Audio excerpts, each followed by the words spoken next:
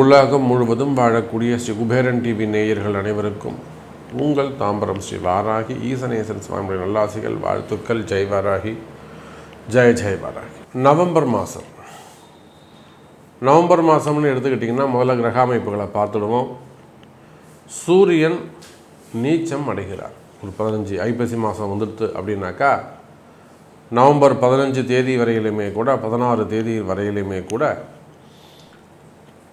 உங்களுக்கு சூரிய பகவான் நீச்சம் அடைகிறார். கூட சுக்கிரன் சேர்ந்து இருக்கிறார். இன்னொரு பக்கம் பார்த்திங்கன்னா செவ்வாய் சூரியன் சேர்க்கை. அப்போ இந்த செவ்வாய் சூரியன் சேர்க்கை அப்படிங்கிறது ஒரு அபரிமிதமான யோகம். செவ்வாய் ஒரு வேகம், ஒரு அதிகாரம், ஒரு பவர் எல்லாமே செவ்வாய்கிட்ட தான் இருக்குது. அதிரடியாக இறங்கி செய்கிறது, ஸ்பீடப் பண்ணுறது, ஜாபாக அந்த ஒர்க்கை வந்து ஸ்பீடப் பண்ணுறது, கால தாமதத்தை எல்லாம் தூக்கி கடாசுவார். சனிக்கும் செவ்வாய்க்கும் ஏன் ஆகாது? சனி மந்தம், செவ்வாய் வந்து ஸ்பீடு. அப்போ இந்த சனியால் வரக்கூடிய தடைகள், அப்புறம் கேதுவால் வரக்கூடிய தடைகள்லாம் இந்த செவ்வாய் சூரியன் சேரும்போது அவன் எதையும் வின் பண்ணக்கூடிய, எதையும் ஜெயிக்கக்கூடிய ஒரு ஆற்றல் அவனுக்கு கிடைச்சிரும்.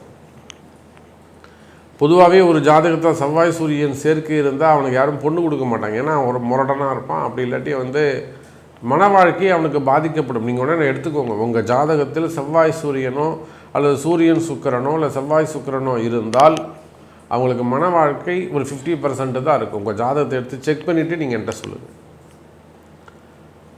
அப்போ அது ஏன்னா அந்தளவுக்கு அவனுக்கு அந்த வேகம் இருக்கும், ஒரு ஸ்பீடப் இருக்கும், நிதானம் இருக்காது, புரியுதுங்களா, புரிஞ்சுக்கிற தன்மை இருக்காது.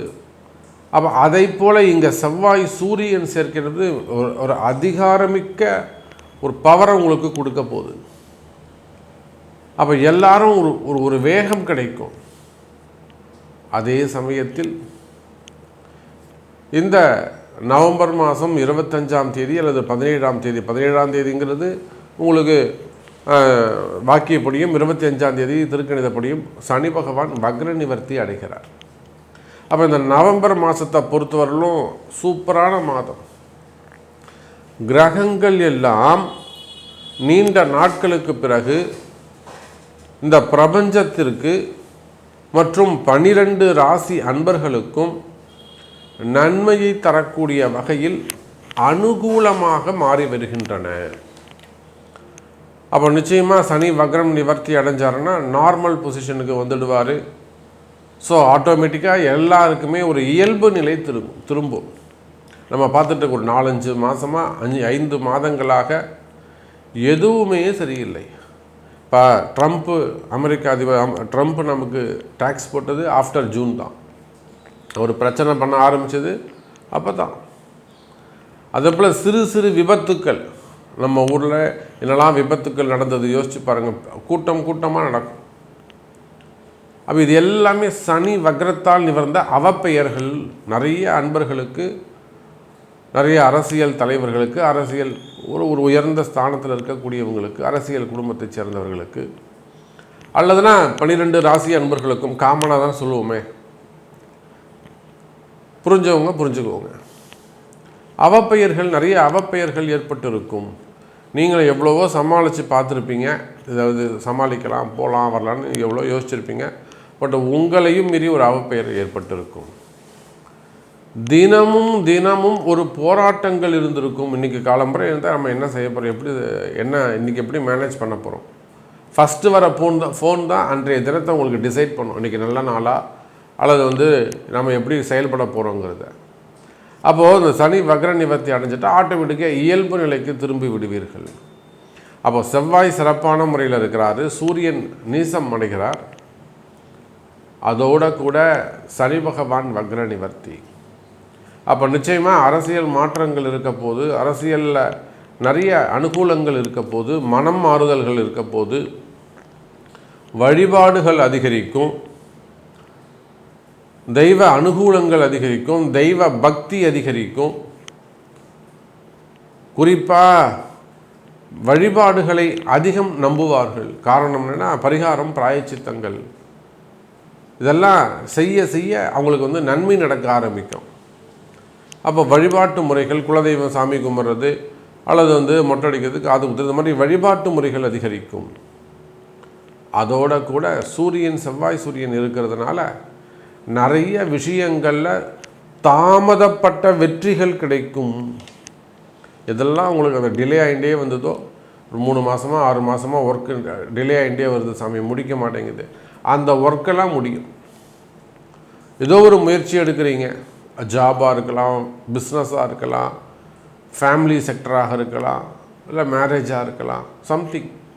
அப்போ எதெல்லாம் உங்களுக்கு தடைகளாக உள்ளதோ அந்த தடைகளெல்லாம் விலகி எடுக்கின்ற செயல்கள் ஜெயமாகும், வெற்றியாகும். ஸோ இது போல் நிறைய சப்ஜெக்ட் பேசிகிட்டே போகலாம். முதல்ல ஒரு இன்ட்ரோ தான் இது, கிரக அமைப்பு தான்.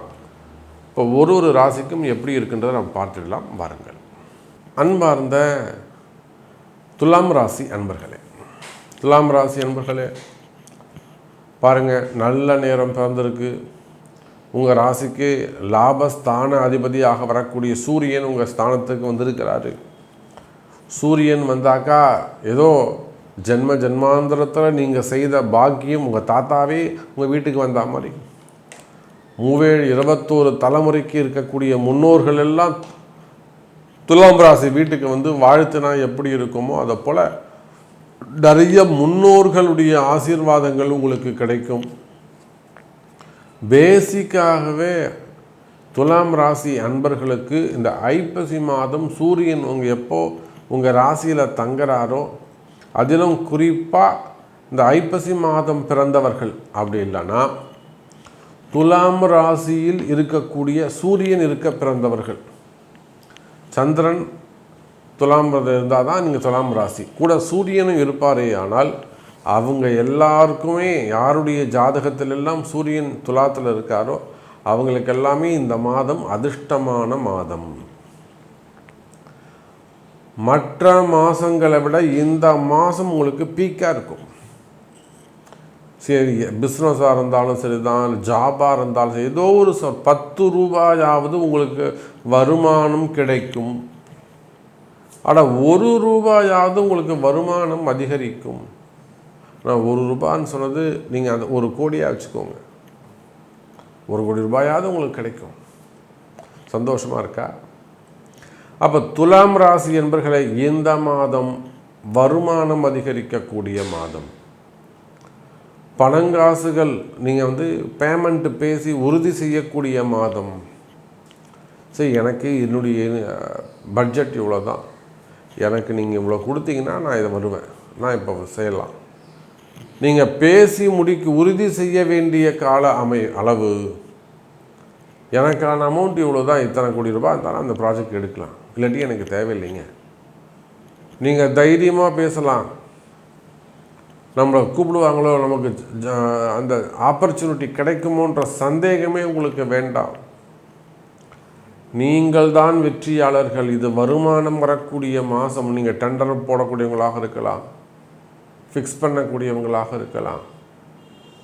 ஸோ நீங்கள் எதுவாக இருந்தாலும் சரி தான், அரசியல் கட்சிகளாக இருக்கலாம், சினிமா துறையை சார்ந்தவர்களாக இருக்கலாம், ஆன்மீக பிரியோர்களாக இருக்கலாம், மடாதிபதிகளாக இருக்கலாம், அல்ல ஸ்பிரிச்சுவல் செக்டராக இருக்கலாம், ட்ரஸ்டடு ஃபீல்டாக இருக்கலாம், அல்லது ஆன்மீகத்தில் ட்ரஸ்ட்டு வச்சு திருப்பணிகள் அல்லது ஆலய நிர்வாகங்கள் செய்யக்கூடியவர்களாக இருக்கலாம். அப்போ நீங்கள் யாராக இருந்தாலும், அரசியல் தலைவர்களாக இருந்தாலும், சினிமா துறையை சார்ந்தவர்களாக இருந்தாலும், அல்லது பலதரப்பட்ட பிஸ்னஸ் செய்யக்கூடியவர்களாக இருந்தாலும், வேர்ல்டு வைடு நீங்கள் எங்கே இருந்தாலும் சரிதான், துலாம் ராசி என்பவர்களே உங்களுக்கான நன்மை தீர்மானிக்கப்படுகின்ற காலம். நவம்பர் மாதம் எப்படிங்க உங்களுடைய நன்மையான எதிர்காலம், அது அடுத்த 26லேருந்து நீங்கள் எப்படி இருக்க போகிறீங்கன்றத இந்த மாதம்தான் டிசைட் பண்ண போகுது. அப்போ இந்த நவம்பர் மாதம் உங்கள் வாழ்க்கையில் ஒரு புண்ணியமான மாதம், நிறைய அற்புதங்கள் நிகழக்கூடிய மாதம். அப்போ உண்மையிலேயே உங்கள் பிறப்பு ஜாதகத்தை கொண்டு, சாமி நீங்கள் சொன்னது கரெக்டாக சாமி, நான் இத்தனை நாள் ரொம்ப கஷ்டப்பட்டேன், எனக்கு இந்த மாதிரி ட்ரபுள்ஸ் இருக்குது, நாங்கள் ஒரு காலத்தில் ஓஹோன்னு வாழ்ந்தவங்க சாமி, இப்படிலாம் சிறப்பாக இருந்தவங்க சாமி, எனக்கு இதுதான் பிறப்பு ஜாதகம், எனக்கு அதை கொஞ்சம் சரி பண்ணி கொடுங்க, நான் எப்படியாவது வாழ்க்கையில் முன்னுக்கு வரணும் அப்படின்னு ஒரு முடிவை எடுப்பீர்களேயானால், இப்போ நீங்கள் அதை தலையெழுத்த மாற்றக்கூடிய மாதமாக, அப்படி ஒரு சிறப்பான மாதமாக ஸ்பெசிஃபிக்காக இந்த நவம்பர் மாதம் 2025 உங்களுக்கு அமைகிறது. தவற விடாதீர்கள், மிஸ் பண்ணிடாதீங்க துலாம் ராசி அன்பர்களே. அப்போ நீங்கள் என்ன செய்யணும்?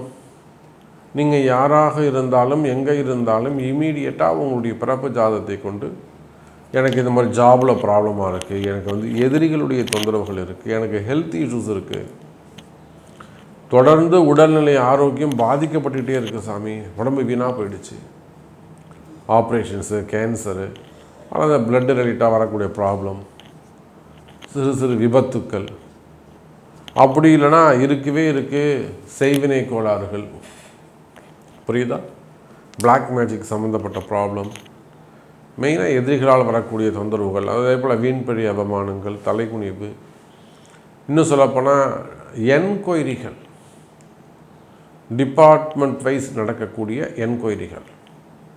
இப்போ கூட நேற்று கூட ஒருத்தர் வந்துட்டு போகிறார், ஒரு அரசு அதிகாரி, அவங்க வந்து ஒரு ஸ்கீம் எடுத்து பண்ணுறாங்க. அது என்ன ஸ்கீம்லாம் நம்ம சொல்லக்கூடாது வெளியில்.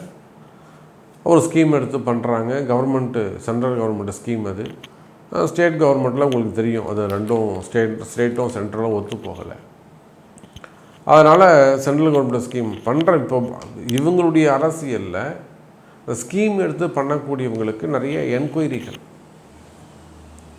சஸ்பெண்டு, டிஸ்மிஸ் வரலும் ஆகலை.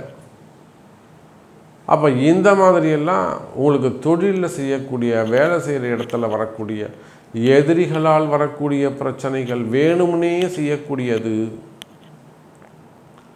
பணங்காசு ஏமாற்றங்கள், காசு பணம் கொடுத்து ஏமாறுதல், அப்போ இது போன்ற ஏமாற்றங்கள் எல்லாம் இருக்குமே. ஆனால் கவலை வேண்டாம் எனதருமை துலாம் ராசி அன்பர்களே, அந்த ஏமாற்றங்கள் எல்லாம் வெற்றிகளாக அமையப் போகுது.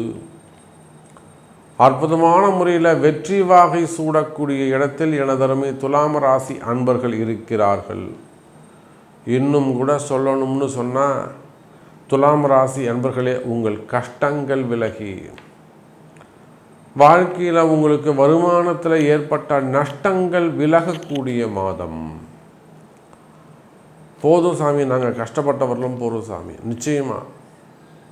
அப்போ உங்களுடைய கஷ்ட நஷ்டங்கள் விலகக்கூடிய மாதம். அப்போ உங்களுக்கு என்ன மாதிரியான, ஒவ்வொருத்தருக்கும் ஒவ்வொரு மாதிரியான கஷ்டங்கள், ஒருத்தருக்கு உடல்நிலை ஆரோக்கியமாக இருக்கும், ஒருத்தருக்கு விபத்துக்களாக இருக்கும், ஒருத்தருக்கு வேலை வாய்ப்புகள் இருக்கும், அதில் அவங்க செய்யக்கூடிய சில தவறுகளாக இருக்கும், அல்லது டிரான்சாக்ஷனாக இருக்கும், இல்லை பணங்காசு கொடுத்துட்டு ஏமாந்து உட்காந்துருப்பாங்க, வருமானம், வாடகையில் வரக்கூடிய பிரச்சனைகள், அல்லது பென்ஷன்ஸில் வரக்கூடிய பிரச்சனைகள், அல்லது ரிட்டைர்மெண்ட்டில் வரக்கூடிய ப்ராப்ளம். அப்போ இந்த மாதிரி ஜாப் ரிலேட்டடாக, இன்கம் ரிலேட்டடாக, ஹெல்த் ரிலேட்டடாக, ஃபேமிலி செக்டர்ஸில் வரக்கூடிய ப்ராப்ளம்ஸ், உடன் பிறந்தவங்க, அங்கம் பங்காளிங்க, சொத்து பத்து பிரச்சனைகள், அப்போ இந்த மாதிரியான வீண்பழி அவமானங்கள், பிரச்சனைகள் இருக்குமே. ஆனால் அல்லது வம்பு வழக்குகள் போன்ற பெரிய அளவில் பிரச்சனைகள் இருக்குமே. ஆனால் கவலை வேண்டாம் துலாம் ராசி அன்பர்களே, அவையும் சரியாகும். கடைசியாக திருமண யோகம், அதிலும் குறிப்பாக இரண்டாவது திருமணம்.